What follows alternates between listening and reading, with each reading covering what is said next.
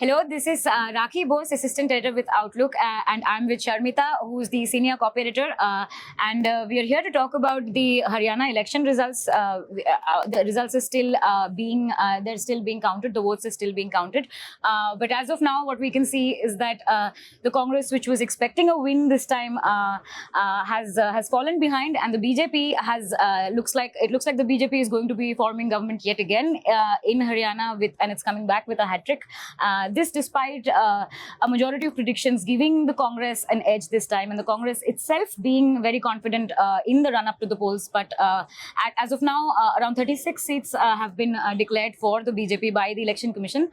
So Sharmita, tell me, what are the kind of constituencies that you visited, and what happened? Why do you think this upset with the Congress happened? They were expecting a win this time, right? Yeah, I think the biggest factor that seems to have played against Congress this time is the infighting within the party and the Bhupender Huda Shailja Kumari camp, which seems to have divided a lot of votes. Congress was largely banking on sort of Jat Dalit consolidation, which did not work in their favor because there was a sense on the ground that Shailja Kumari, who is Congress is one of the most prominent Dalit faces. She was sort of isolated in Haryana's Right. political landscape, and that seems to have played against the party. So do you think that the Dalit voters seem to have not voted for the Congress? That seems to be the sense that I'm getting seeing the results that have come in so far. I visited Jind district, particularly Uchana Kalan constituency, which was Dushyant Chautala's constituency, who was the deputy chief minister of Haryana. He has lost the seat, as the results have shown. Right. Which did not come as a surprise, considering that there was a lot of anger against the JJP on ground, because his vote base is largely the Jats, who were angry with JJP because they supported BJP in the previous government, in the Khattar government, and that seems to be the case. Seeing the results as well. Right.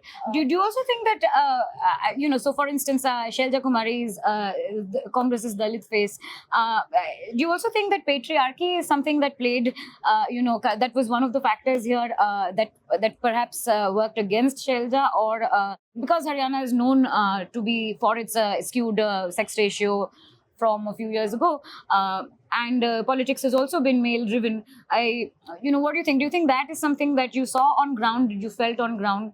I don't think in terms of Shailja Kumari that was the main factor. I think it was Dalit factor that really affected.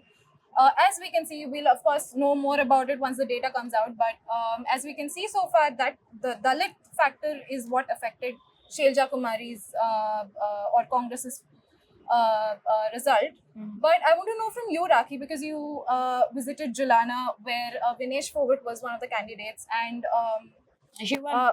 she won. So, what do you think about? There were a lot of women star candidates in Haryana this time. So, what do you think about how women fared?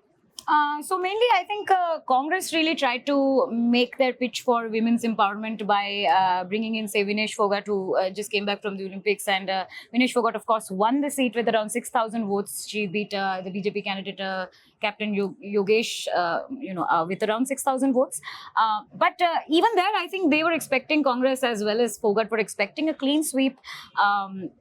But Fogart seems to have fought against some of the factors. For instance, Julana is not known to be a Congress seat, really, and she is also a political outsider.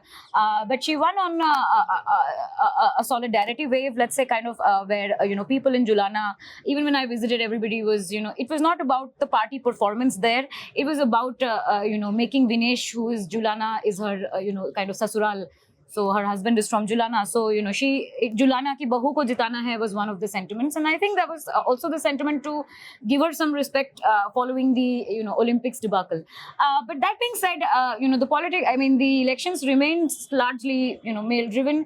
Out of the over 1,000 candidates that we had across the 90 seats, I think just 100 of them were women, including independents and prominent parties, which are the BJP and Congress.